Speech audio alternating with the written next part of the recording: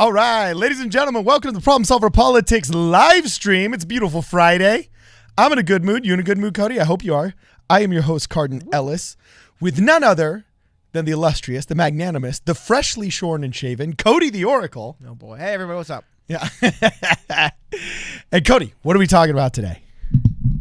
Today. Well, I was looking. I mean, there's some upcoming primaries that are obviously going on. We'll take a look in a little bit in a while. Take a look at Andrew Yang's total votes in the primary. It's pretty funny to see how many he has. I'm glad to see it. I think in Georgia for a while he was in fourth place. That was pretty funny. But one with an actually obscene amount of money being pumped into it for it's a state race, Senate race, but it is obscene the money getting pumped into this. Coming up in Kentucky. Now, I believe it's a few weeks here towards the end of June where we're going to be seeing, actually not even a few weeks, what is it, 12th already? Probably, I guess a few weeks. Excuse me, where we're going to be seeing three major Democratic candidates square off for the Democratic primary for the opportunity to run up against Mitch McConnell in Kentucky. However, it's very, very interesting what's going on. So, like I said, I don't want to get too far into it, but I just wanted to kind of preface it with that. That's what we're talking about in its entirety. So, today, the news on it is, or actually, I'm thinking about how I want to introduce this actually to you guys.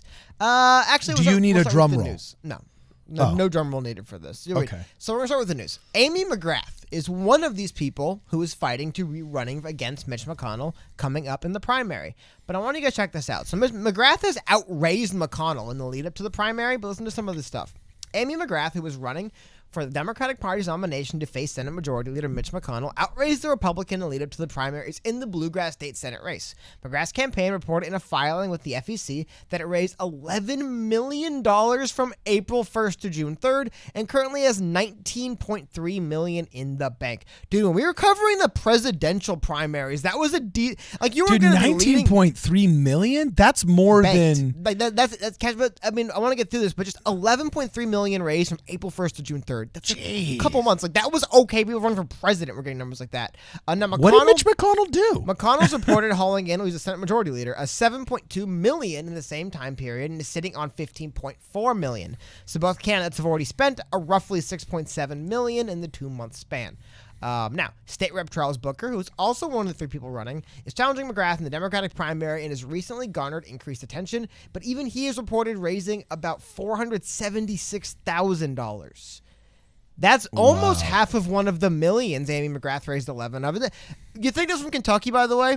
You think there's just all those? You think people in Kentucky are, generally speaking, when it comes to the Senate race, donating, what would that be? We'll combine between McConnell and Amy McGrath. It's like $50-60 million. Like, is that normal for this stuff?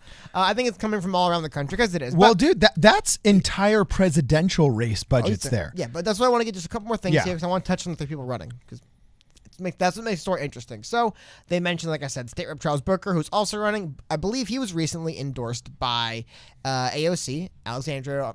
I should have just left the AOC. I always butcher any other name. And Bernie Sanders, who recently threw his weight behind him. Really? Yeah. But even I might have to reconsider my following him. I believe recently. Well, we're getting to the third candidate in a second here, because that's kind of what makes this race so interesting to me, and why I'm sure some of you guys in chat have heard of this one. But the reason why I'm going through it this way is it's kind of the point. So you can see, even with, I believe, these fundraising numbers that Booker's trying to get out in front of people are after the endorsement, a little surge probably gotten in recent donations. Overall, he's probably roughly raised...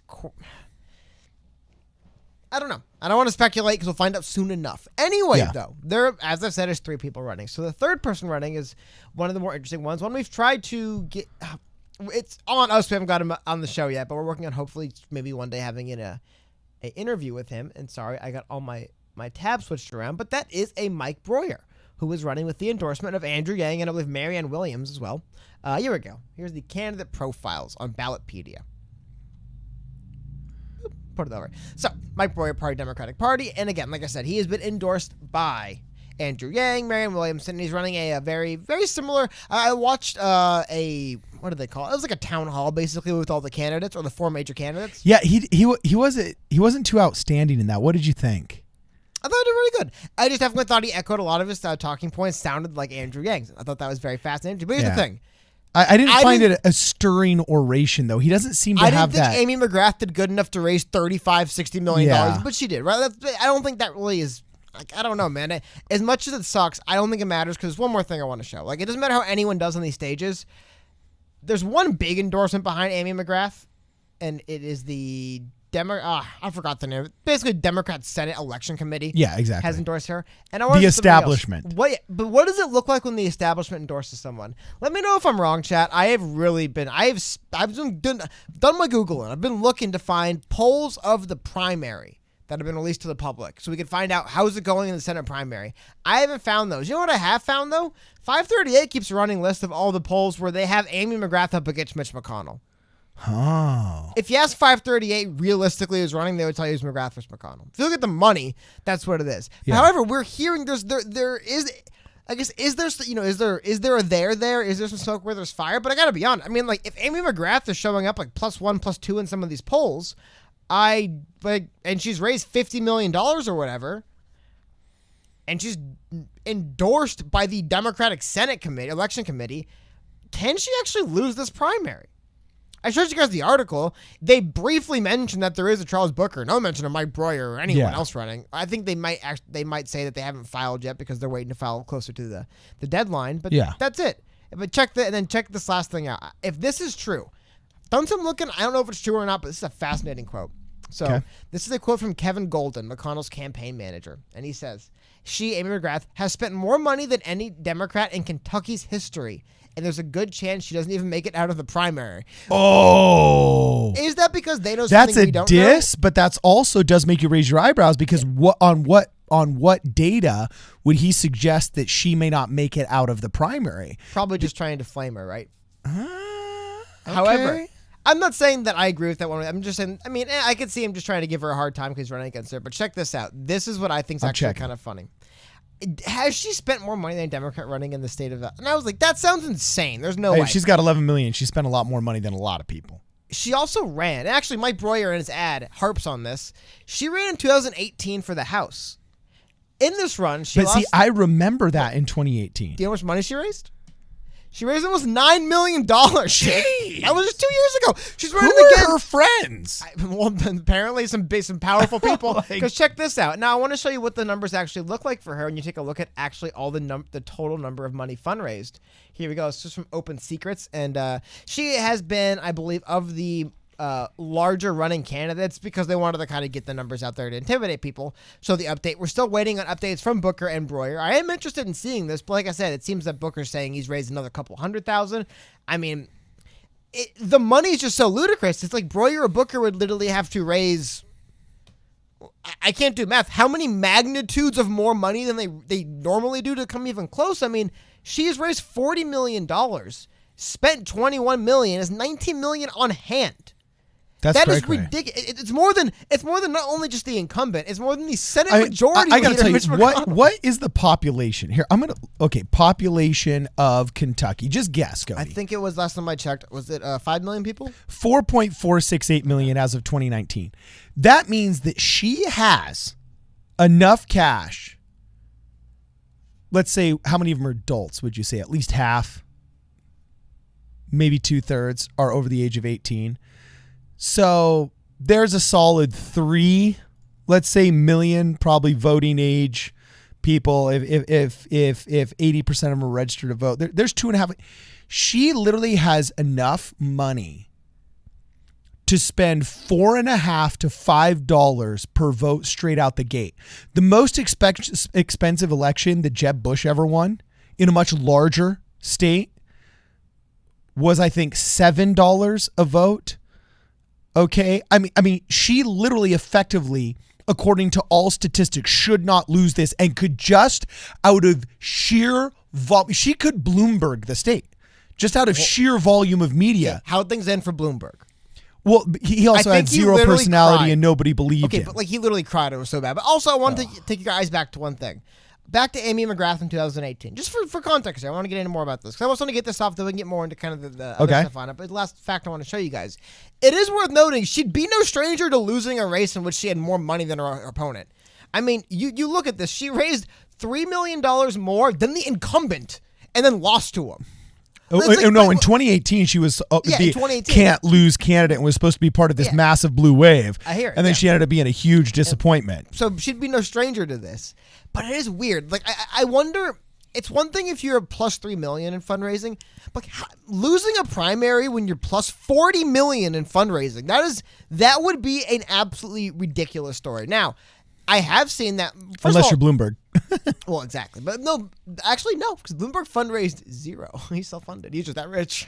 Oh, that is true. That is true. Bloomberg, and I think, but that is a key difference I wanted to bring up. The reason I wanted to say that. Technically, his campaign fund rose from him. But a very key difference is think about this. You would think if somebody raised $9 million, there has to be some votes behind it. Someone gave you the money, right? Yeah, true that. Self-funding, technically speaking, there's 0 votes behind. There's 1 vote, I guess, Bloomberg, right? But self-funding yourself, like, yeah, you can AstroTurf, but you would say when somebody's raised $3 million more than their opponent, or in the case of this primary, I mean, she's raised, $40 million more than her opponents. Would that not be one of the biggest? Because there's been times where like people with bigger brand names and fundraising edges, of course, have lost primaries to a kind of a swinging upstart, but. I mean, dude, like $40 million.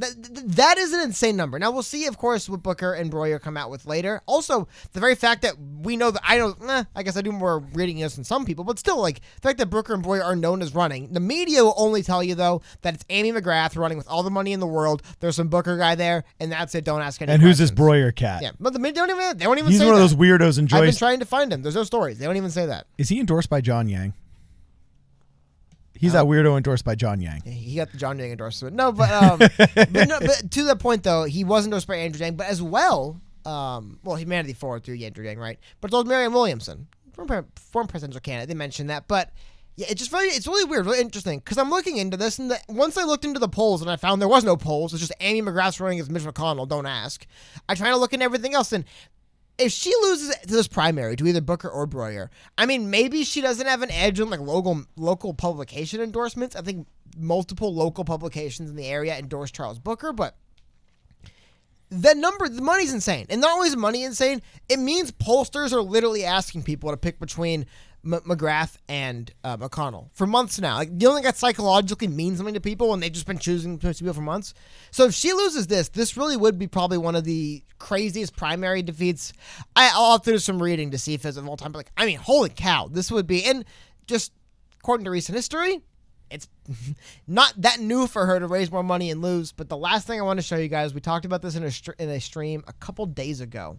But this is an article from Politico where the Democrat Senate, I'm pretty sure the same people that are endorsing Amy McGrath they're trolling their own. Or actually, I wouldn't even say trolling. Well, they're just ignoring. Well, no, this article came out by Politico. I'll look into the authors. This feels like establishment Democrats, like I said, just spiking the football. This is this article. Progressives steamrolled across the Senate map. Left-wing candidates who have been shut out in the Democratic Senate primaries thus far. If Democrats win back the Senate this fall, don't expect a rush to pass the Green New Deal or Medicare for all.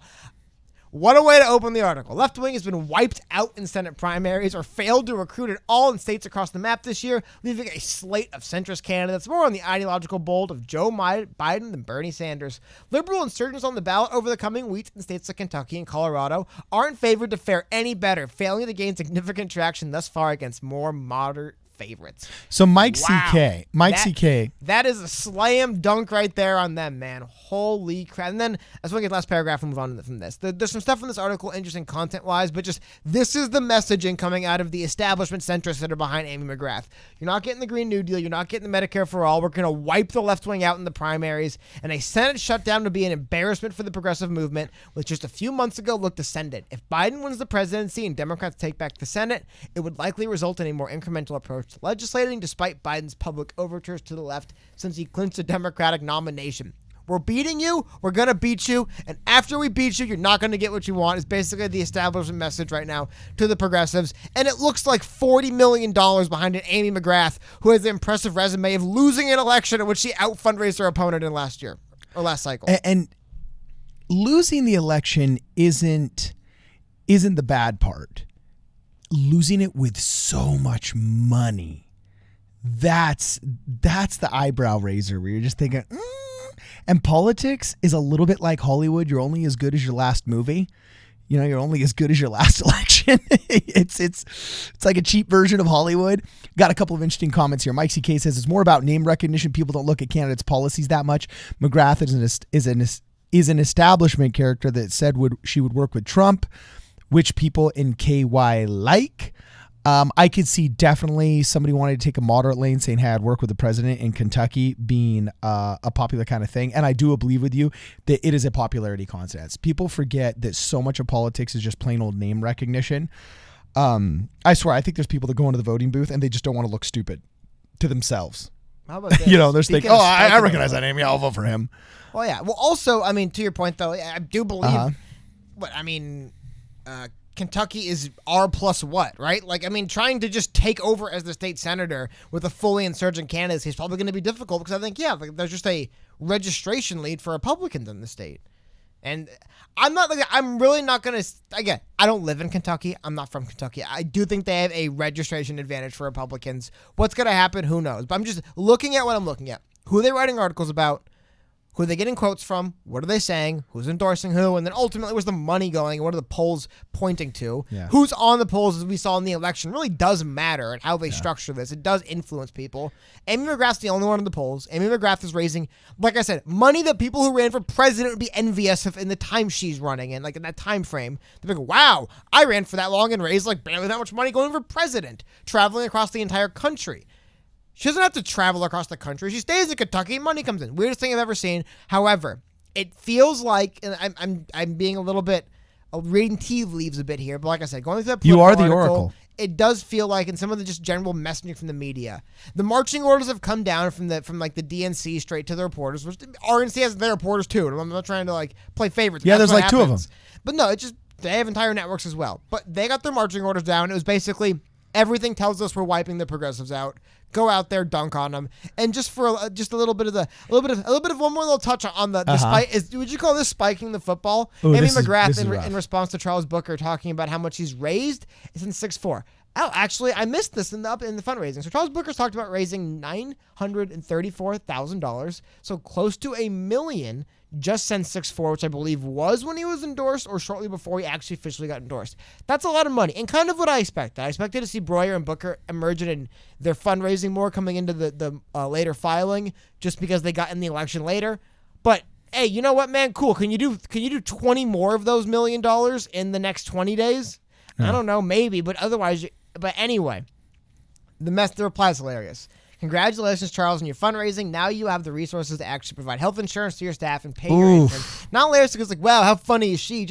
Well, you think she thinks she's going to win just throwing digs like this? Dude, I don't know what's going on. I don't know what these people are hearing behind the scenes, but it looks like words out, progressives are done, and they're just basically clowning on him. Is this arrogance, and is it actually going to be proven wrong? No, but maybe that's them trying to get the progressives because they're big on the Medicare for all and the minimum wage thing. How is dunking on someone and basically calling him a fool and an idiot for ever having the audacity? They're so snarky. Snarky people love snarky other people. Oh, I think I would actually say in my experience it's a complete opposite. Snarky people hate other snarky people because no one's as funny and snarky as I am. They hate them, but it just. It's weird. I don't tell you guys. I'm looking around trying to see what's going to happen. And it looks like the establishment Dems are basically dancing on the grave of the progressives from their perspective. Will it happen? I don't know. If Amy McGrath does lose to either Booker or Breuer, wow, how embarrassing. Because she's definitely going to have raised something close to, at a minimum, $20 million over them combined. Probably even more than that because so many people are dumping money. Again, she can lose with it, but there seems to be this tipping point with Biden winning the way he did in the primary, with a lot of these things falling, because there's been a lot of primaries now that have came through the states too, where progressive insurgents have been shut out. It looks like they are ready to shut the book on this one by just throwing everything behind Amy McGrath, which is unfortunate for Booker and Breuer as well, because it seems like they're not running a normal primary attempt on a. Because it's not even trying to primary somebody incumbent. They're trying to, but still, this isn't a normal attempt to win the Democratic primary to face a Republican. You're going up against somebody who's basically been nationally fundraising for 2 years now. I mean, even though she was running in 2018, who cares? There's the same people who probably just picks up the phone again and asks for the money, and she's getting it. Why? I don't know. Yeah. But, wow. Keep an eye on it. It would be probably the most... Tell you what, I don't like to see anyone cry. I did laugh a little bit when... I didn't laugh. I was watching Michael Bloomberg actually cry. I was a little bit bumming out. Like, I would imagine you lose this primary, she probably actually cries. Like just like it'd be that devastating. I have to imagine. So we got a couple of other interesting comments here. Shadow Wolf says, "I'm doubtful that Kentucky would support a Bernie-backed candidate. Do you think the Bernie endorsement helps or hinders him?" Well, I mean, in the primary, it could help, right? But okay. Overall, exactly. I mean, I'll look it up, but I do think it's a big Republican registration lead. And then Trev Amy McGrath's Third running, saying she'll like work with Trump because like how else would you? What's the pitch to a mostly Republican state otherwise? Yeah, Anastasia's dad said Bro here had a small interview on Rising the other day, so apparently he's starting to make a little bit of impact in the media, and that's also one of the things that made Andrew Yang take off a little bit. And Trev Third says, "Is McGrath trans?" That's a good question. I don't know. You could take a look at it. Think you could pull it off, Cody? We're from the 25th district. Our representative Katie Hill never purported to be lesbian until there was Emily's List money out there. And so who knows? Maybe McGrath can just come out and say, "Hey, I'm trans." And apparently now to run for the Democrat Party and be an establishment darling, you don't actually have to be LGBTQ. You could just say you are all of a sudden and get boom, tons of money. And you know what I'm saying? That's like the new thing. Or she could do what she's done already and basically say nothing and get $40 million. That's true. I don't know why. What does she have to do different than what she's already doing for making too much money? Like I don't. That's true. This money thing is. But I want to say something else because who's her biggest donor though? Really fast. Who is her biggest donor? Probably just PACs, super PACs, Democratic bundlers. Probably. I want to go over this really quickly. But why are they so attracted to her instead of because other people? The Democratic Senate Election Committee said she's the one. They pick up the phone and there's probably donors and bundlers. Did you think she could beat Mitch McConnell? Doesn't matter. Okay. I've gotten to that point, man. I don't think I'm done of asking, would it work? Is it a good idea? Should it? None of that seems to matter. I'm just looking at what are the things leading us to. None of this, okay. Should Joe Biden have won the primary? Ugh. Was there any reason? Did it look like he was going to? I remember when everyone was laughing at Joe Biden. Why won't Joe Biden just drop out already? What a moron. He just wins it. Doesn't make any sense. Couldn't explain it. Couldn't rationalize the way. There's no argument for why he should have. But yeah, anyway, just update numbers really quickly. So from 4-1 to 6-3, this is where Booker's claimed to have raised additional $1 million, but Breuer has brought in $259,000. So we'll see how much he's raised from that moving on. And you can see totals at 6-3. Booker had raised $792,000. So I believe that put Booker at just over $2 million or just under $2 million total now. Breuer, we'll see what he's raised since then. And then you can also see the McGrath's $41 million total right there. So interesting, man. It's interesting. We'll see. Another one of those things. Fundraising is different than self-funding for very specific reasons, but we'll see what matters, right? Yeah. So Diva J461 says, to us, it's 40 million. To her donors, it's chump change. That's true. The donor class now is able to just throw so much into politics. It is absolutely absurd. You look at the numbers nowadays of the past 10 years compared to the numbers that were getting put up in the 20 years before that. I mean, it is nuts. The amount of cash that she can make in politics. No, she's raised $49 million. Yeah, she hasn't crossed 50, years. but yeah, it's to lose. She hasn't even won anything yet. Just the money she's been given.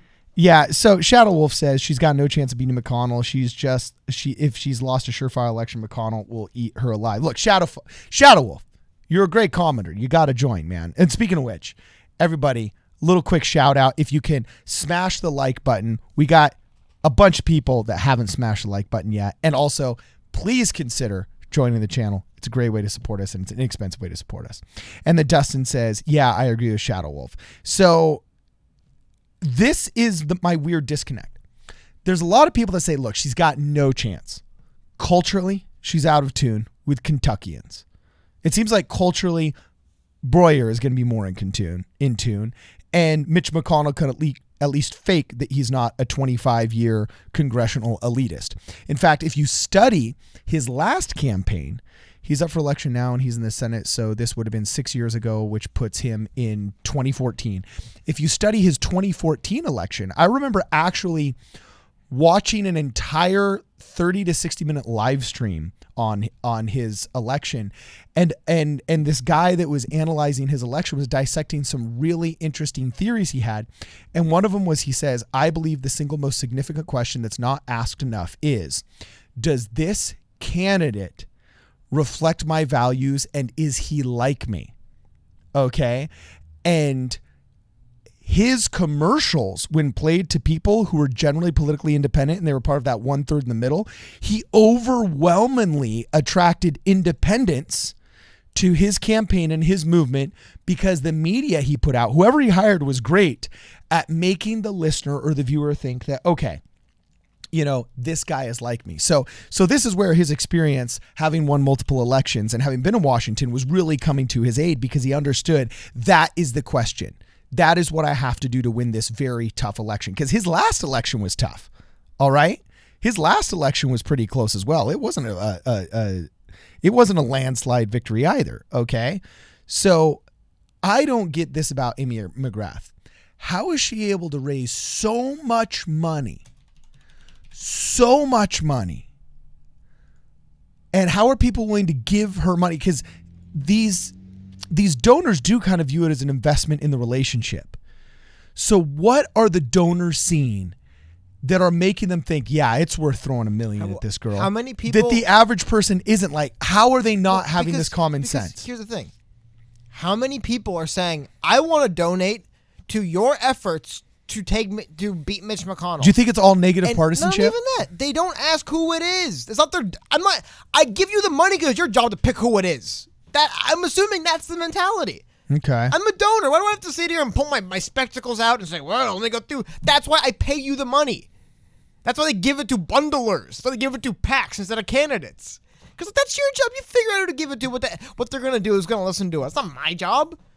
Why do you think I work and give you money and then you do this? I'm assuming that's it. They don't even ask. That's Amy McGrath. Cool. That's who it is. Great. I mean, like, it's like if someone gives, speaking of investments, yeah, it's like if your broker loses you money. It's like, well, you really should have looked into the stock he was buying and why. It's like, that's his job. He's supposed to decide what stocks to buy and why. And that's why I pay him. That's the same thing. Yeah. They're investing. They go to their broker, which is a PAC, and they give them the money. They don't ask why. Like I said, they don't get into what the person's job is. They don't just do the broker's job for them. They say, here's the money. Do with it what you're supposed to. Get me what I want. Get it in return. We want people in office that are going to do certain things for us. Because you know who really owes them the favor is the PAC who gave them the money. And then the candidate owes the PAC a favor because that's where the money comes from. Yeah. That's the relationship. Yeah. Because, that way also, what that conveniently also is? The middleman. So there isn't literally me handing the briefcase to the candidate and then them opening my factory, right? Like, you don't want that. So we have a couple of comments here. Christian Solid says, Cody, it makes perfect sense Biden would win when you have boomers say, oh, I know him. Wasn't he a VP for Obama? I'll just vote for him. I think there actually is a lot of that going on. That a lot of times it's just a name recognition that was my contest. point, though. Like there wasn't like this great argument. Like, oh yes, that is why Biden would be the perfect candidate. It's just like, yeah, people know who he is. Name recognition. Yeah. Other metrics. He didn't raise more money. Who cares? He was never leading. He was leading in the polls the entire time. He didn't have to raise very much money. People just knew who he was. Like I said, there was no policy reason. There was no great. Biden's got this X factor charisma. None of that existed. It was just they know who he is. Yeah. So Riley the MB Witch also says, what do you guys have to say about Trump changing it so transgender is no longer a class protected from discrimination in the medical field? Oh, sorry. I got to pull something back. I pulled the numbers up. I just want to correct myself. I apologize. I believe, so these are the most current, this is from February. According to February, it appears that Kentucky has 3.4 million registered voters and Democrats have an advantage over Republicans in Kentucky registration-wise. I didn't know that.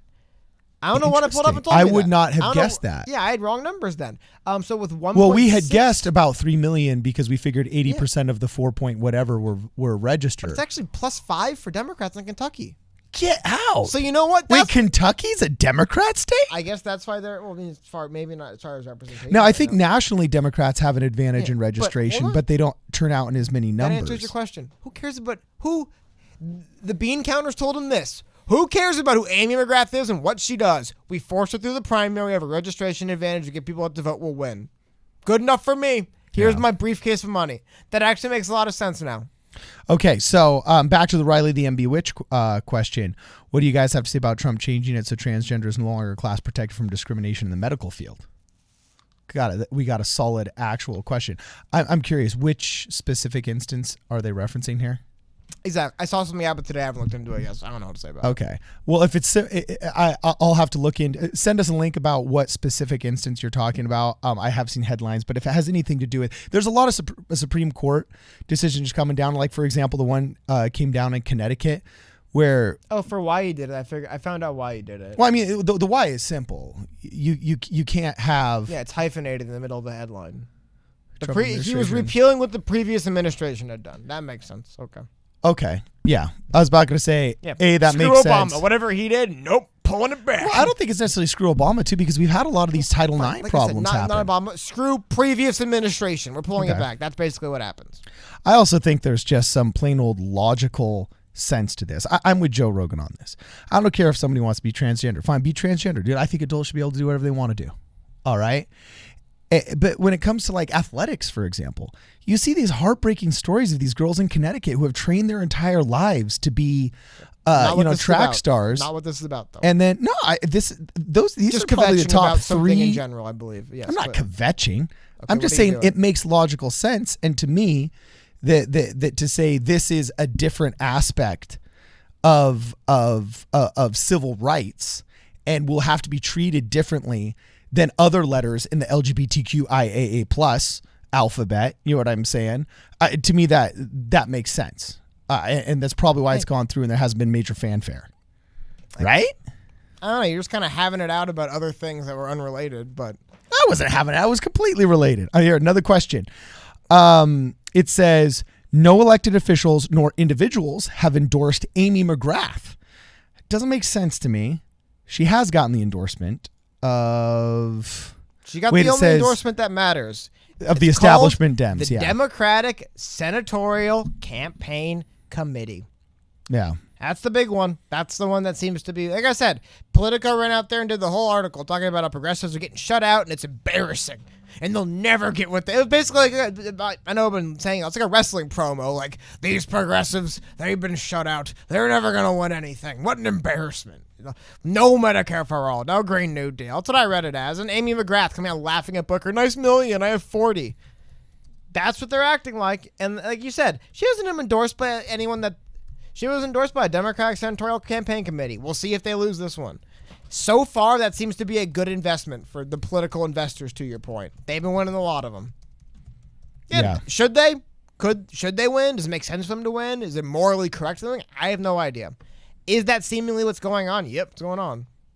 All right. So anyway, let me see here. Mike C.K. says not all registered Dems come out to vote. Yeah, I was about to say, I think if I remember correctly, and I'm going to look up these stats, so I'm not just speaking out of my butt right here on the live stream, but I think in the United States of America, there's actually there's a registration advantage on behalf of Democrats, but because traditionally they don't come out in as high percentages, even though more of them are registered, generally the demographic that votes the most consistently are boomer and older silent generation and greatest generation Republicans. Like they'll vote in freaking special elections for the water board, by mail, because they're just like the highest, most pay attention to the polls, pay attention when it's election day demographic out there. So even though there might be more registrants, I'd be curious to see what the voter participation and enthusiasm numbers were. Because traditionally we think culturally that it would be more of a conservative state.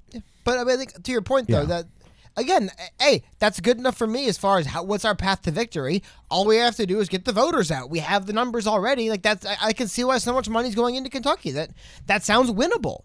Like you're right. They do have problems, obviously, with turnout if they have a registration advantage. But that also is like a glimmer of hope, right?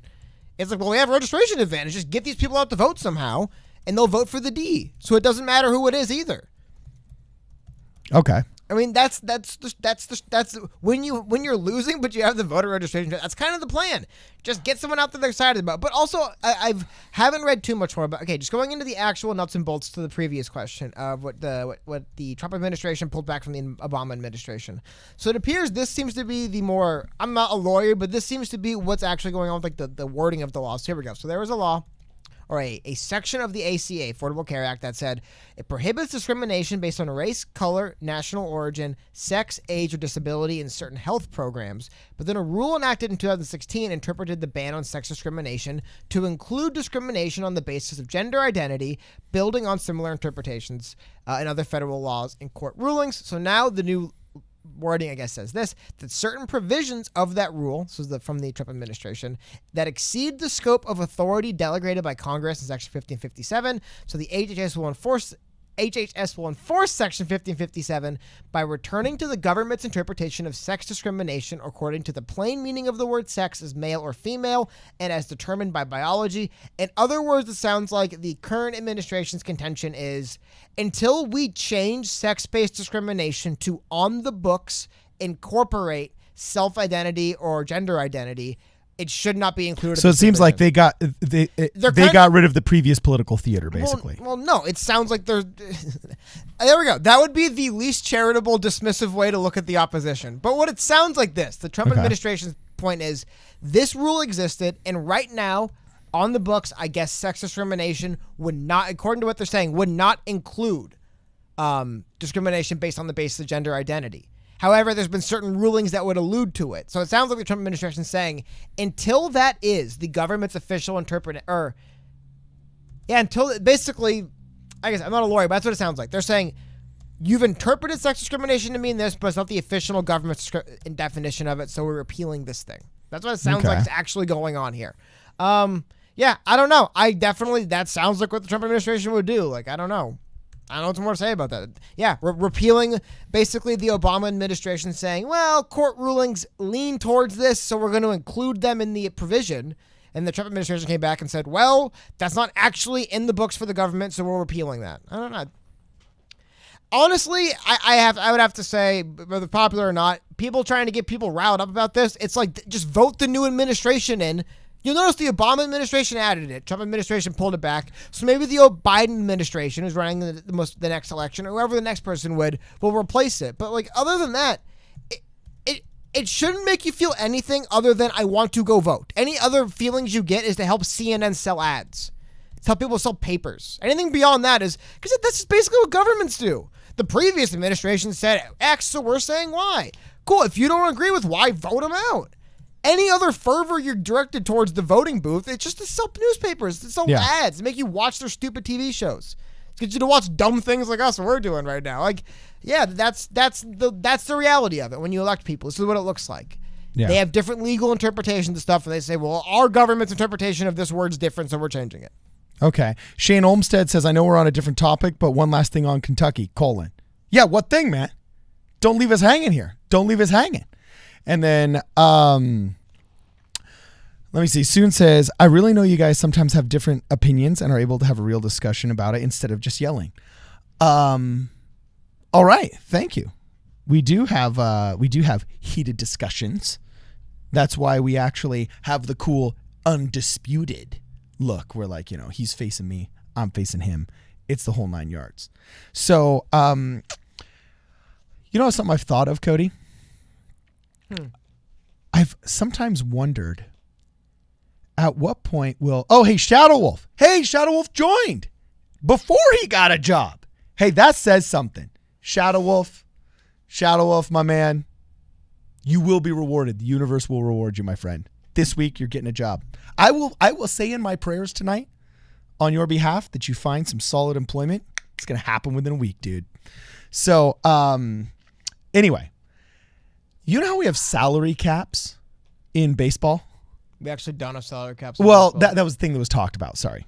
I apologize. No, it's ironic because there's a ridiculously oppressive salary cap in the NFL, and the NBA salary cap eventually just gets financially prohibitive. It costs you so much money. Baseball's the one sport where there literally isn't one. That's just the irony. But it's the NBA that has salary caps, right? NBA and NFL. The NFL salary cap is insane. It's the most oppressive salary cap in sports. Yeah. So before we continue on this, Pivot Guy 401, thank you for the super chat. First super chat of the day, by the way. Pivot 401, rock on. Says, I love the way your mind works, Cody. OMG. All right, you got a fan. You're too kind. You're too kind. Yeah, and so here's my question is, why not? I mean, some of these campaigns have gotten so crazy that if you've got $10 to throw around to every registered voter, there's just a point in which it's nuts. What if we like campaign capped? You know what I'm saying? Like these fundraising events are just, it's the fuel for the corrupt fire. Do you want to know what happens? Because to your point, there's sport without salary caps and there's sports with salary caps. So this is generally speaking what happens with salary caps. They will designate things. Donors would have this. They'd probably have designated just max donor candidates that probably will donate a majority of their money to, and there'd be the cap, and there would just become this this tiered system. That's another word for it. And a triangle-based system, but where you'll have the max people at the very top. Very few. They'll have certain provisions for super maxes. More people live in this district, so they need, there's just so much money because it's such a rich district, right? They'll probably have some kind of, provisions. NBA, for example, as it's called the luxury tax. I could definitely see a luxury tax existing in this system, which would be like, well, if you want to donate, if a candidate exceeds a certain amount of money, then like we take like $2 for every additional dollar they raise and give it to like government or taxes or something. They'll probably put that off. And then what happens is you have a bunch of people at the bottom that just get churned out because you're not gonna, like, they're just the middle tier, and they'll designate some exceptions. But the problem isn't that they haven't forcibly capped the amount of money you can give to candidates. The problem is that there's people that are conspiring to put their resources, and they'll just come up with things around it. You know how they allegedly got around paying Tom Brady more money? Because the NFL, like I said, NFL salary cap. NFL's the only sport where a team will literally just release a player and not have him play for them anymore just because, like, hey, we can save money on the cap. Like, most other sports, they'll trade him or they'll kind of, like, NFL's like, it's that bad. But in the NFL, you know what they do? Well, if you pay Tom Brady all the money in the world, you can't pay any other players. Yeah. So, allegedly, but I mean, this is real. Like, the owner of the Patriots is a billionaire. What, he can't make deals? Tom Brady can't have investment deals with the billionaire owner of the Patriots. The billionaire, he can't do things like maybe sell Tom Brady branded water bottle in the stadium and then give him a royalty of it. You can't. And they'll do things like that. There'll be in-kind donations will skyrocket probably. Yeah, around the cap. It's just like this is there's a game structure to how you do things, right? People will just find ways around it. That's part of the game. Hey, so Cody, all of your boys in Antifa have a really cool sign. I'm just kidding. My boys. My Melanated Scope, thank you for the super chat. My Melanated Scope says, quote, kill them with kindness. If that doesn't work, kill them with violence. Best sign I saw during the protests. I was like, wait, what? Yeah. With a big, huge laughing emoji. I respect you got people. the other person joined, right? Yeah, Shadow Wolf joined. Oh, yeah, Anastasia's dad. He's got some great dad jokes, by the way. Sly Cactus and Anastasia's dad come up with some supreme puns. I always like to highlight in times like this that puns require the most elevated and highest intelligence to understand and deliver, while sarcasm is the least intelligent form of humor. So keep them coming, Anastasia's dad and Sly Cactus. My Melanated Scopes is killing with kindness. That doesn't work. Killing with violence. Best sign I saw during the protests. I love people that just literally speak their mind unashamedly. And I actually have respect for the person that wrote that sign because it removes all ambiguity from the situation. Also, my mind was changed on the Black Lives Matter protests when they first started getting big like 5 years ago, because I saw a guy, there was this really he looked real cool, man. I gotta admit, he was cool. Maybe his coolness kind of swayed me, but he had this sign up and it said, we never said other lives don't matter. That was the media. Or we never said only Black Lives Matter. That was the media. I can't even remember exactly what he said, but I saved the picture in my political pictures file that I got on my laptop. And I remember thinking, all right, that's cool. I dig that guy. There's reasonable people here. I can deal with that. And that softened me on the BLM thing in the beginning. Like I said, dude, anyone who sells anything sees you coming from the parking lot, man. Hey, what's wrong with that? Nothing. How do you see me coming from the parking lot? How does a 6'5" guy with a problem solver politics hat? How am I a mark? Oh no, maybe Let me put my Apple stuff away. Maybe I see the AirPods, you carrying your iPad with your Apple Watch. Like, damn, dude, this guy's buy stuff. Anyway, though. Speaking of, you're a my savage, man. Scope, Cody, where'd you get that shirt? It's sweet. Thank you. I believe I got it at H&M. I actually have had to put off my clothes shopping for the summer because H&M's been closed. Because that's where like I can get clothes that I like that are pretty cheap. That's why I go there. It's like Yeah, cheap stuff. H&M is good. Like I grew dollars out of stuff's them. on sale. It's pretty cheap. But it's been closed them all. Anyway, that's a little aside. But there's Oh, and something else. So Shane Olmstead said that while Booker has less funding, the idea that a middle-class person with less income and fewer big donors can't win an election is dangerous. Supporting that idea is how rich white people stay in power. Yeah, I agree. Like telling people like give up, don't try, you can't win because of it, definitely is part of the game. They want to discourage you, but it just this is specifically I would say that race is just it's insane. Like, it's one thing if, like, you've raised $1 million, they've raised $4 million, you've raised 95,000, they've raised 100. It's just, like, she's raising more money than people want for president. I don't get it. Like, it's just they probably backed the Brinks trip up. That being said, though, I do think she could lose to Booker still. And actually, to your point, there's no one to say that. To your point, I think it's what could make someone like Booker or Breuer winning that much more impactful. It's like, look, it doesn't matter if they throw $40 million at someone. You can still have people running from the communities to win. I think that's why it's a really interesting election. I don't live there. I don't know everything that's going on. I'm reading what I can, trying to figure out what I can. It's just looking at metrics. The pollsters won't tell you anyone else is running.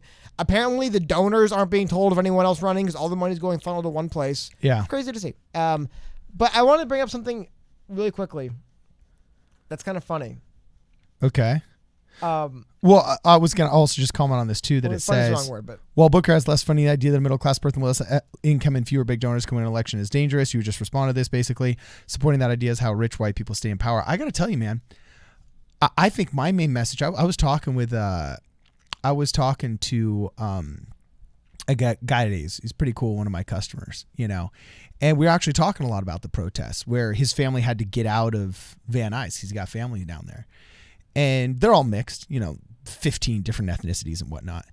And I can't remember exactly what he made some kind of racial comment about like white liberals or whatever. And I just remember saying, like, you know, the fact that they got us, just like you say, Cody, the fact that they got us speaking where we can't address another American without using one kind of qualifier, Jewish American, African American, Polish American, so on and so forth, you know, is really a factor of division that the mainstream media and the establishment parties want to keep us using and fearful of not using because just like Jesse Ventura said, it divides revolutionaries. And then one of his friends was really just like getting angry at quote, white people, right? And I just remember saying like, dude, that's the sale right there. That's the rub. And the reason why they want you to keep thinking that way, my man, because I was challenging him on this. I said, the reason why they want to keep you thinking that way is because imagine what would happen if all of the white working class, the Latino working class, and the African-American working class actually figured out they're getting screwed by the media and getting screwed by the establishment political class. Imagine what would happen if all four of those, if you include all these other demographics we've divided ourselves into, all right? Imagine if white and black, left and right, Republican and Democrat, poor, teamed up against the establishment media and against the political class. That scares the crap out of them. Hey, so they'd rather convert this into a race thing instead of a top-down thing. Yeah, you just discovered communism, dude. Congratulations, you're a communist now. No, but when I say class, I'm not saying socioeconomic class. I'm just kidding. Oh, yeah. But just, I don't know. It was riveting, very riveting. I'm glad. Oh, dog. What did the guy? It was good. What did the other guy say next then? What kind of shirt was he wearing?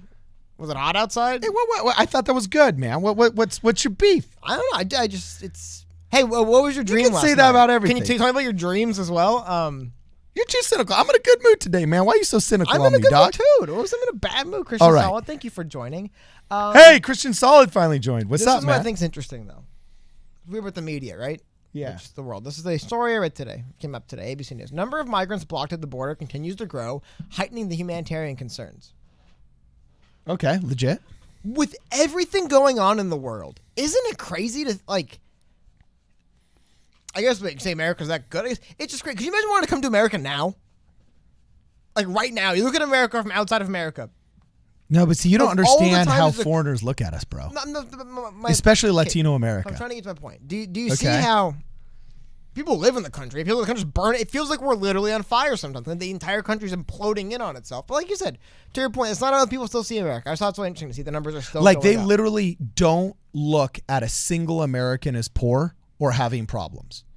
You have to understand. especially Latino America. I have employees that work their butts off and are always working on side jobs. In fact, this weekend, I got one of my employees doing a side gig at my house, right? He's constantly sending money back to Mexico, which is fine because, I mean, he's helping his mom who had cancer. He's helping his sister get through the university, the whole 9 yards, you know?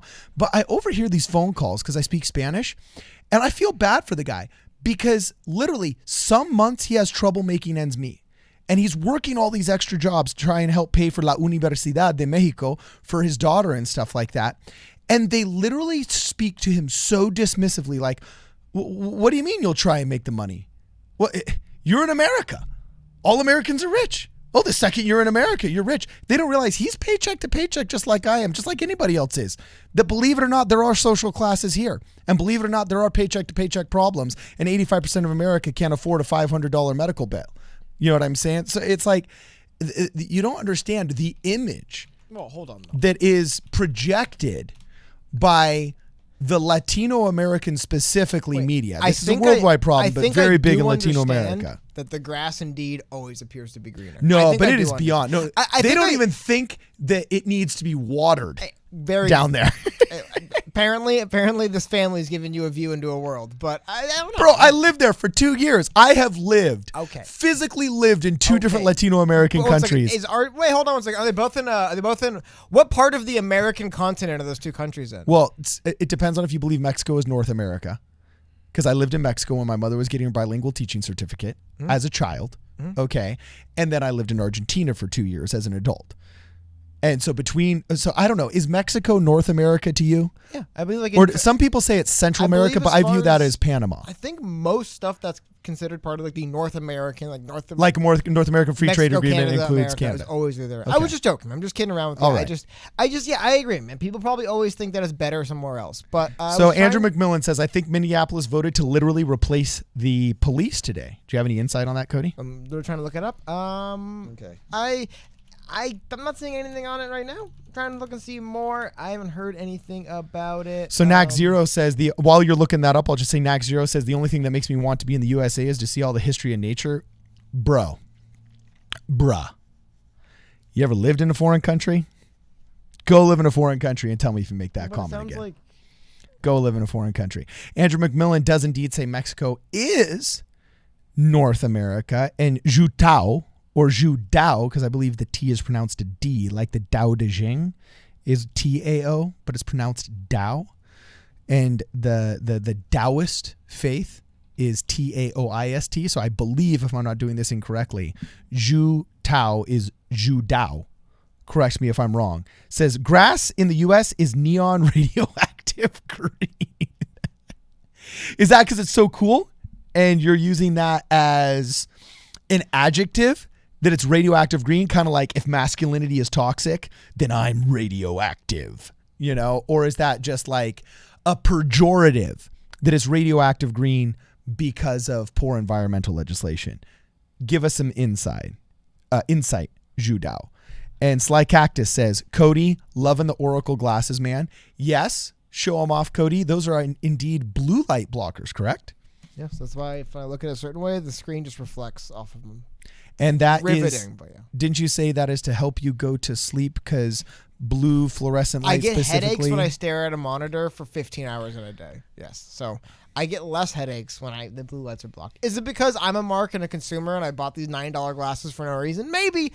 I like to think, though, that it does adjust with the blocking of the blue light to help my eyes be less messed up by the screens. Okay. So RuGQ says, Cardin, you have to understand it's an outdated view that you are holding. Since Trump is president, the world's view of America has changed drastically. Yeah, maybe of leadership, but let me tell you, there's plenty of, no matter who the president is, a lot of these people are going to hate us.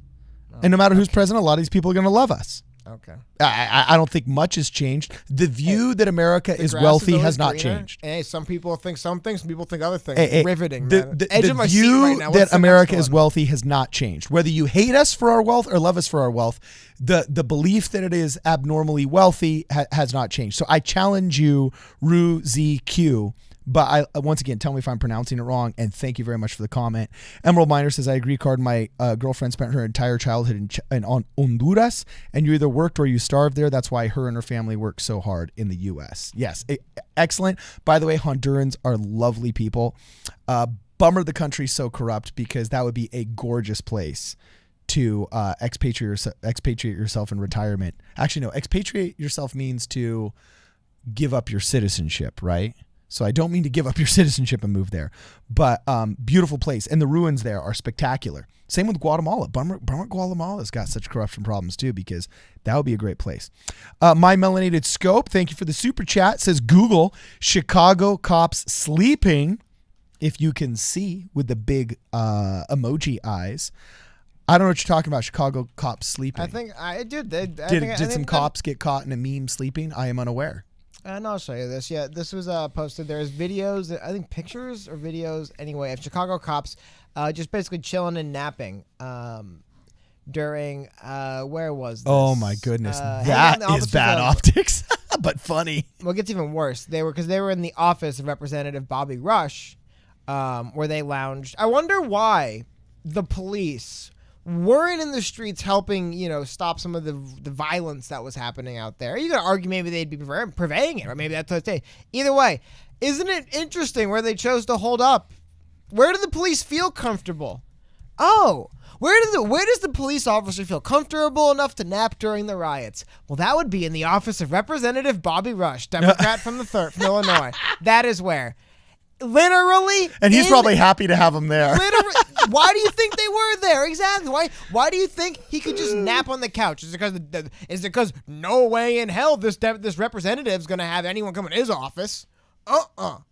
I'll have police napping on my couch instead of protecting my constituents who are outside of the building. No, enough of them. No, you can pull up here, have a nap, eat some chips, play some games, joke about here to protect me, not out there protecting other people. That's why. That's actually a great segue into something I wanted to get to. I think so that is what's going on. Yeah, so we'll get to the facts. Hey, well, Dustin says the cop was doing a TikTok challenge. Is it true he's just a social media savvy law enforcement officer trying to gain a following? I don't know, Dustin.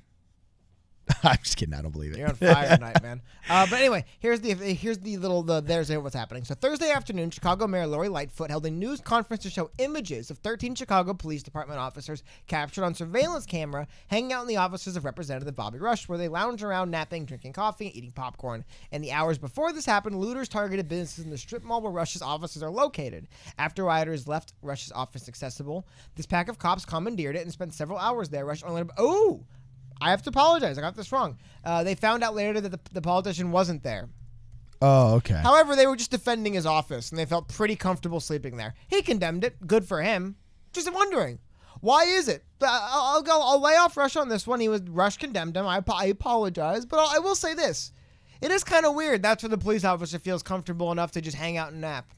Okay. Inside just the representative. Find out exactly what level. I think he's a congressman. Maybe he's a local. So I want to see what this Bobby Rush guy's. That's where they feel comfortable, is in the office. You would think, right? The police of the adversarial relationship with the government, they wouldn't feel comfortable sleeping there. If these pictures get out, apparently they didn't think they would, because they did anyway. So I want to interview this Bobby Rush character. Apparently, because he was a Black Panther, and the Black Panthers were a seriously mixed bag. Some of them were like crazy radicals, super into the violence, super into the killing for killing's sake, just like Los de Abajo. If any of you guys are familiar with Spanish literature, the book The Underdogs, okay?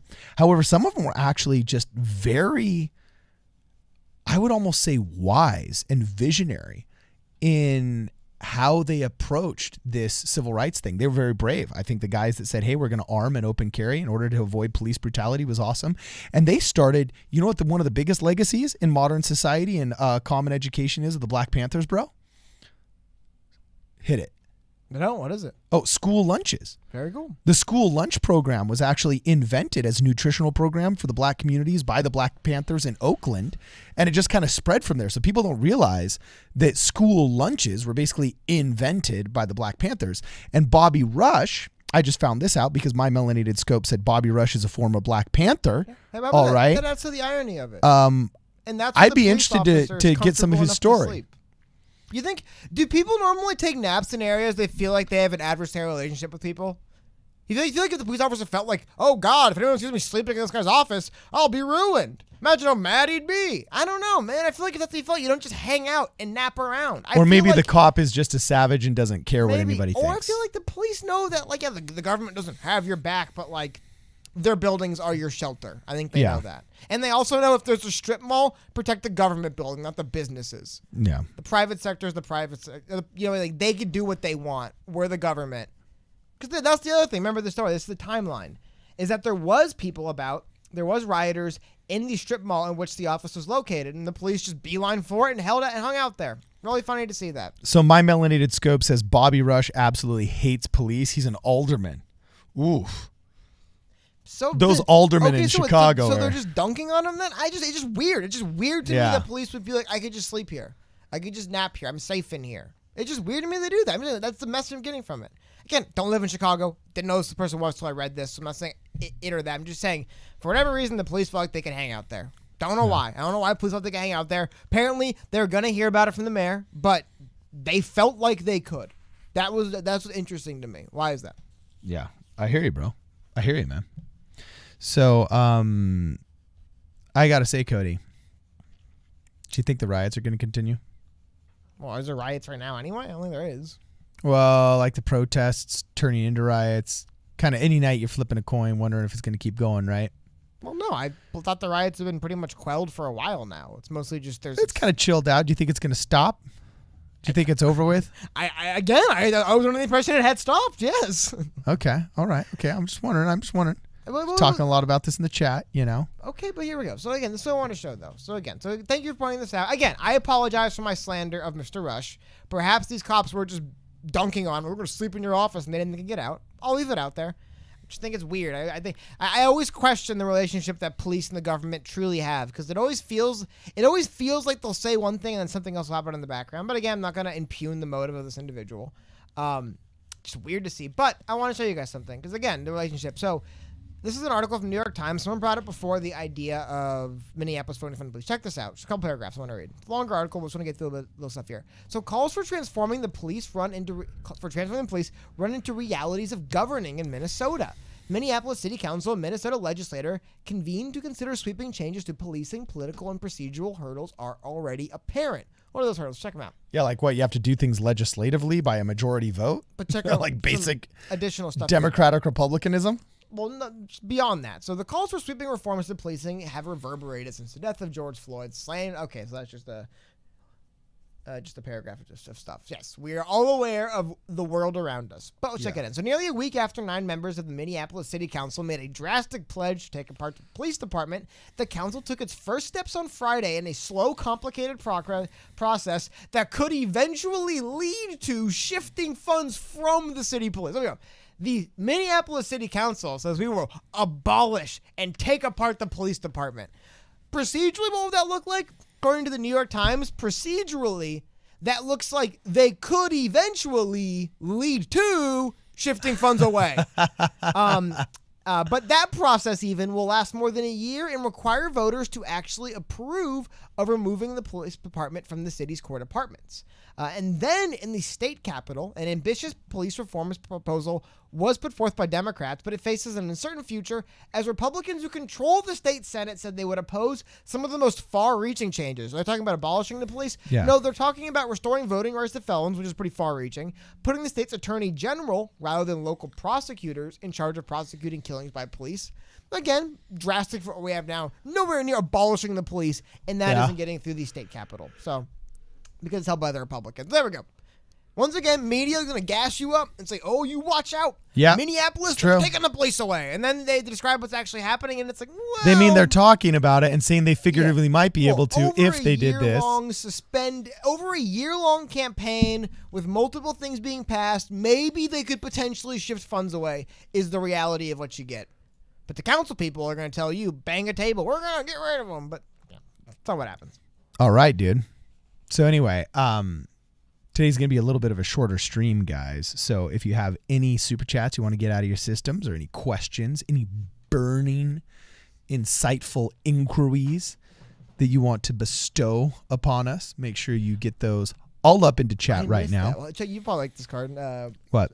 I guess apparently Lori Lightfoot called out these cops for stealing the popcorn of the alderman. Yeah. That is pretty fun. I'll put that. I was at my mother. It's cup shop. That is actually pretty funny. So, Sly Cactus says something interesting. By the way, I'm taking a break from all non-YouTube social media for a whole week and see how it goes. It may extend to more and more weeks depending on the results. That's interesting you say that, Sly, because I'm actually doing something very similar. I decided that I'm going to do a small experiment in which I avoid other forms of social media besides just YouTube. I think if you're going to make a video about something, it shows some commitment to what you're about to say. To what you're about to say or what you're about to live stream. And because video requires that just extra commitment to what you're about to say, you're going to think about it more. Okay? Ernest Hemingway said a writer should always write what he has to say. Okay. And I think that I'm going to take a step back for a little bit and only participate in social media that is on YouTube, because that at least requires me to think, all right, is what I have to say so important that I'm willing to turn on these cameras, talk about it, write a script about it, listen to myself as I edit it up, and then wait around to upload it. Okay. So that I'm being a little bit more considerate and less flippant in what I say. And also so that it frees up time for those very important things in your life. And so I'm actually doing not a social media fast, but an other than YouTube kind of social media fast for a while to see how it goes. And maybe that focus is actually better for my YouTube presence, or who knows, maybe I'll miss it and I'll go back. But at least now I do have the knowledge. I got the baseline. So I'm feeling you on that one, Sly Cactus. And then finally, Kevin, Sleeping with Geico. That is an interesting YouTube name. Says, Cody, looking like a stud with those glasses. Dude, these glasses. Everybody's loving the glasses, Cody, and they're loving the shirt. And there's about 20 comments in the chat that I've seen where they've been surprised that it only cost you $9. We should see if we could get an H&M sponsorship. No, the glasses aren't H&M. The glasses I got from Amazon. If you want fashion glasses, which is code for damn near plastic for lenses, they're like $10 on Amazon. I swear to God, look them up. I was thinking about getting a pair of aviators, but I'm like, I don't want to spend however much, like $80, $90, $100, like a nice pair of aviators I'll wear for years if they're going to look stupid on me. So I bought one for $8. Just a tiny side about glasses. If you want to just seriously have glasses to put on your face and look at and see if you like, they're like, you get like slightly better than gas station glasses for dirt cheap on the internet. So Joe Bosch is also trolling us in the chat, saying, really? A group takes over 6 blocks in Seattle and you don't talk about it? Yeah. Well, Joe Boscher, you got to look at our live stream yesterday. We were the first to jump on the Chaz. I want to actually talk about it again a little bit. We were first to jump on the Chaz. That is so 6/11/2020. We were first. Well, at least to jump on the Garden. Of all media on YouTube, we were the first to laugh about the LARPing Garden. Because I was out of town I missed one on Wednesday, and it was kind of just going on. I think it was huge news. So yeah, we talked about it for a couple hours yesterday. We're talking about it more right now. Someone came up and want to talk about it in chat. Yeah, let's hit it. First, get a super chat for $5. Said, what odds Seattle is a homeless camp with protests slapped on it to avoid the mayor and governor? That's pretty interesting because I wanted to get two. Who was it? Someone said that they had bought tickets mid-July to go to Seattle because they wanted to visit the Chaz, and they asked if they think it'll still be there. I apologize. Oh, that's a good question. I will shout you up for saying that. Oh, Austin Capobianco. Shout out, man. So, yeah, interesting idea. So, a couple things. One, odds are that it is just basically more or less a homeless camp with I do think the numbers are filled out by that. I mean, we've already heard anecdotes of their, there's the famous completely 1,000% as far as I know unverified tweet where somebody said a homeless person stole their food so they need replacements. That was just the tweet someone put out there. But yes, Seattle definitely has a homeless problem, especially the I would say the West Coast in general has one. I don't know if homeless problems way to put it. The weather permits homelessness more on the West Coast than the East, but there's also a big surge in the last 10 years of younger homeless people. Instead of seeing the thing like older people kind of. Well, Seattle's got a unique problem. Same with Portland, Oregon, because it's almost a lifestyle choice. San Diego, same with San Francisco. No, but dude, you ever been to Portland in the past 5 years? No, I'm in 5 years now. Like I swear they're recruiting. What about Seattle though? Well, Seattle's Portland-ish. I remember. I also used to work in Ventura, where I literally had homeless people around Yeah. me everywhere I went every day. Where I was in, that was the parts of Ventura where mostly homeless Yeah. people hung out. I wasn't in, but I knew the homeless culture out there. Like, I'm familiar with the concept. But what I'm saying is larger this. You also have to keep in mind what's going on with the coronavirus, the economy, all the stuff that happened with that. And there's just been, in general, a growing trend of younger millennial homeless that, do end up in, like you said, like Portland and Seattle, to your point. I do think that there's a really high chance that there's obviously something in the middle that's some ideologically, something people are trying to do, right? But yeah, I would say that's probably what's filling the ranks out, which adds more people there. Yeah. Because you notice a lot of the reports of what's going on in the Chaz, so to speak, is the distribution of food and water. Everyone brings that up. It's like food, like people can't like leave and eat and come back. Like, they have to stay there and there's no food there. It has to be distributed. It's like, maybe there was people that weren't eating this good before this started who are now showing up because they're distributing food and water. I agree. They have a homeless problem in the city. There's no police. You could sleep on the street if you want, and they'll give you food part of town. It's probably popular. And I do agree. It's probably one of the reasons why, though, the mayor and the mayor's kind of like, right now the homeless are leaving other parts of town and going there. Yeah. I don't know, man. Are they noticing that? That's actually a really good point. Now, further to the question, though, do you think they will be... First of all, Carden, do you think that's true? Do you think there is just like it is more... Like, obviously, there's some ideological, but how much of the ranks of the area do you think is filled out by homeless people? One. And two... The ranks of which area? Chaz. Yeah, but I'm talking about... Are you talking about like downtown Seattle in general, no, or just the specific 6 blocks of Chaz? Do you think how many homeless people have migrated to the Chaz? One. And two, do you think it'll still be there middle of July, basically a month from now? Well, you'd have to see. Okay, so first off, your first question is what percentage do you think is homeless people? Well, how do you define homelessness? Is an activist who has no home, who's just decided to go live on the streets there and participate in the activism, does he count as a homeless person? Is he homeless because he wanted to be? Is it the traditional definition of the word? That's kind of difficult to figure out how we would define that term of homelessness, but I'd say it's probably 80-20. And then, because it would have to be. Because nobody in the Chaz is from the Chaz. Without permanent residence. Yeah, it's exactly. So it seems like almost by nature and by definition, it would have to be like 80-20, 90-10. And then the other question, what was the second half of that question? Do you think it'll still be going on like middle of yes. a month from now? Well, what would make it stop? They can't feed themselves. And they don't seem to have, it's not like ISIS where they could take over the oil fields and start funneling money of the oil. You agree it's more likely to fall apart from inside than it is to be forced out by outside? Yes. I think everybody's just waiting for all of these kids who've been asking for vegan meat substitutes to just realize they can't grow out of that garden. It's 100% unconfirmed, though. Keep in mind, a lot of people are going to try to make you think. I saw that tweet, too. It was just some random But there person. might be some holdouts. Like, I bet you there's going to be some holdouts. Don't let someone show you a random tweet and say, this is what's going on. Because here's what's happening. Somebody who's never been there is showing you a tweet from someone else, it's unverified, and telling you someone else who's never been there what it's like. And both of you go, wow, that's crazy. Look, I know what it is because Twitter's real life. I know what's happening, Cody. Don't challenge Joe this. F. Bosch, you're welcome, man. Very cool. Glad to have you here, man. Okay. Yeah, thanks. And Scapo, did you get Scapo's super chat? Here we go. I live in Portland, $5. Thank you, man. I live in Portland. We've had homelessness dropped off from other cities. SLC, Carden, sent over their most troubled homeless on buses with a $100 Subway gift card. Okay, Scapo. $100 Subway gift card. How long? That could feed you. That's enough Yeah, to stabilize hold on, person Scapo, a while Scapo. moving over to a new city. Not bad. Okay. So, Scapo, I'm writing a script that has to do a lot with homelessness. So I've done a lot of research into homelessness.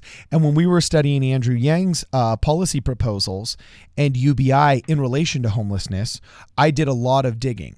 And here in Los Angeles in the 70s and 80s and 90s, there were a bunch of municipalities in the Midwest that were caught doing that, giving one-way train tickets to homeless people with gift cards or with just cash dividends and stipends to come live in LA. But then they got sued and there was this big hullabaloo and a bunch of, mutual legislation was passed.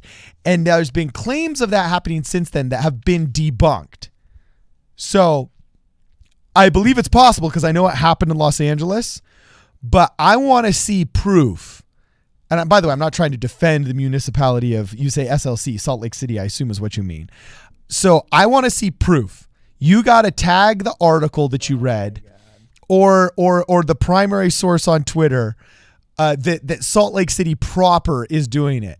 You know what I'm saying? Because that, first off, that's hilarious and that is savage if it's happening. All right. It happens all the time. Of But- course they do it. They do it I don't everywhere. know, man.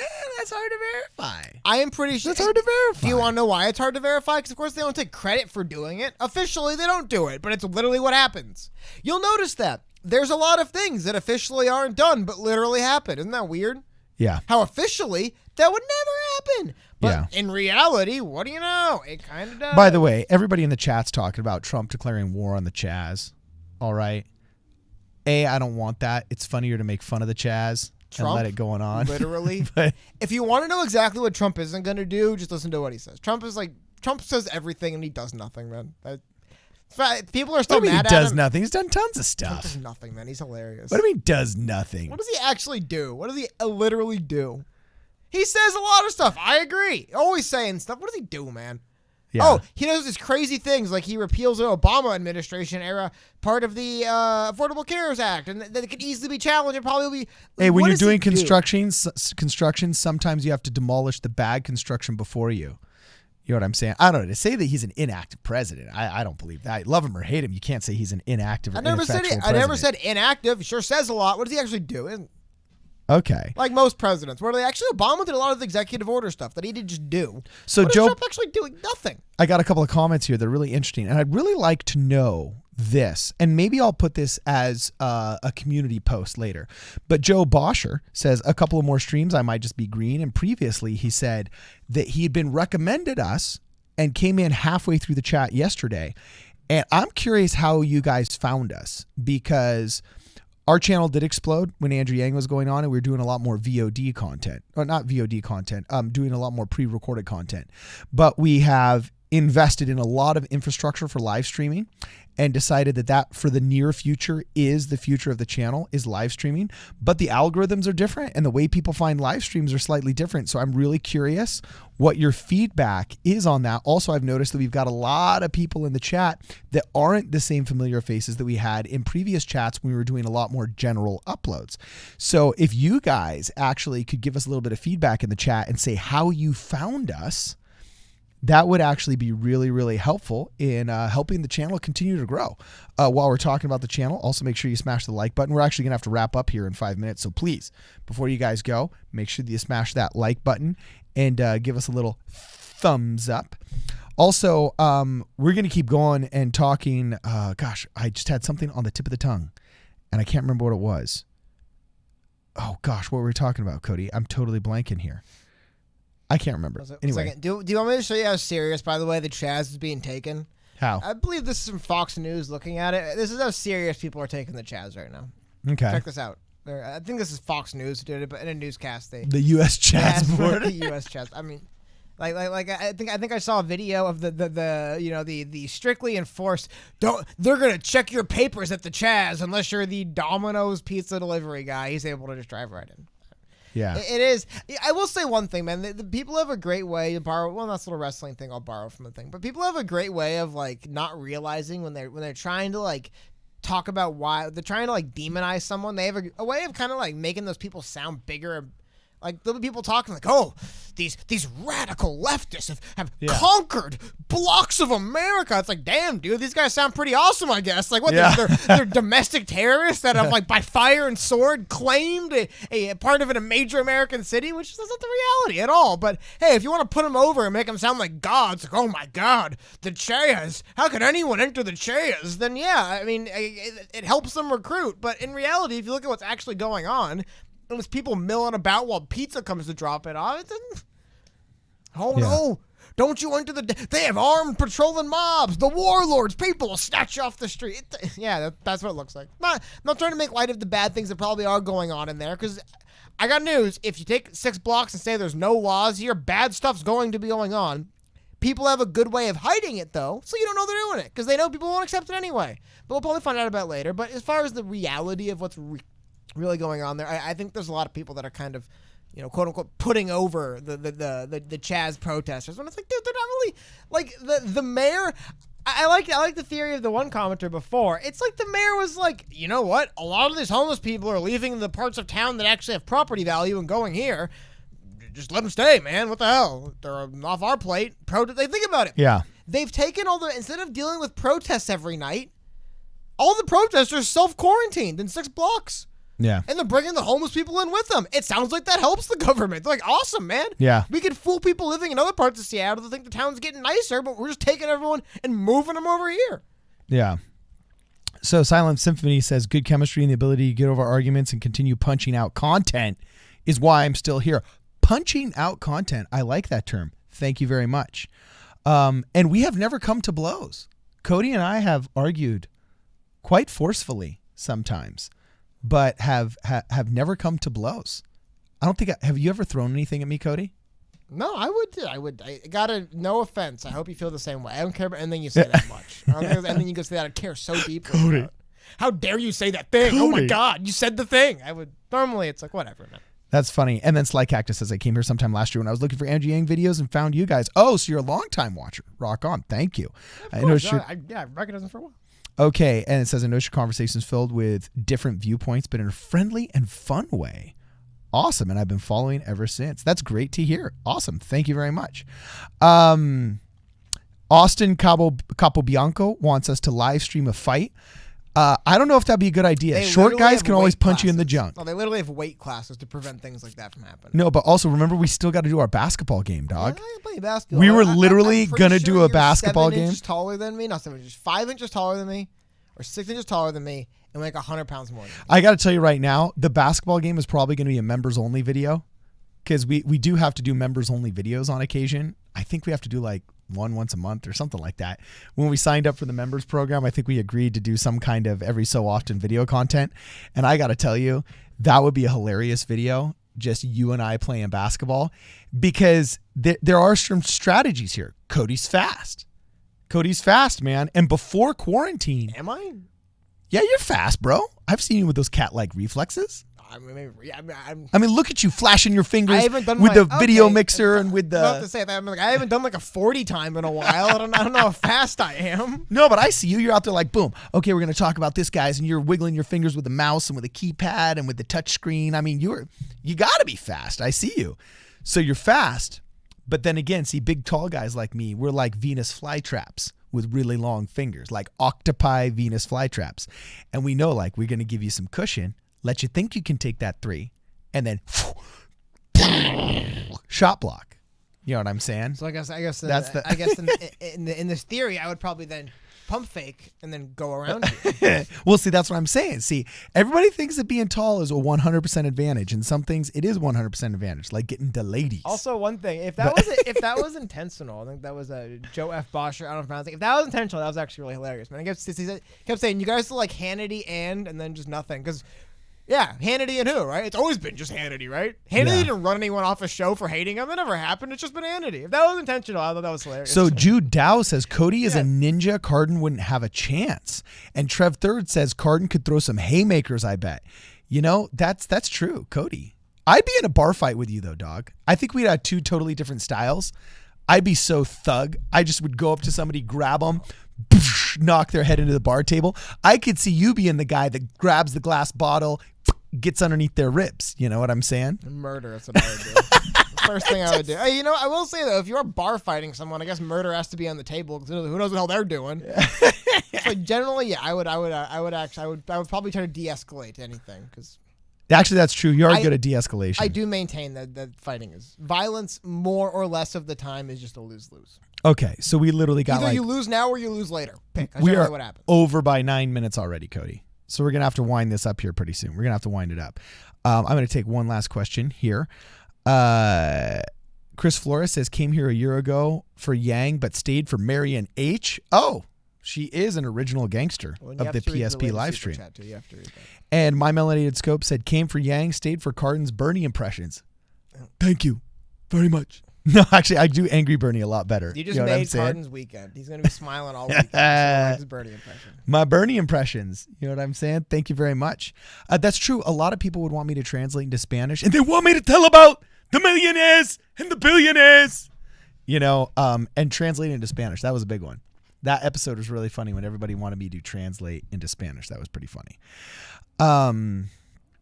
And then Shadow Wolf says Cody doesn't do the bar fight for himself. He gets the guy to do that for him. I go into bar fight with you, bro.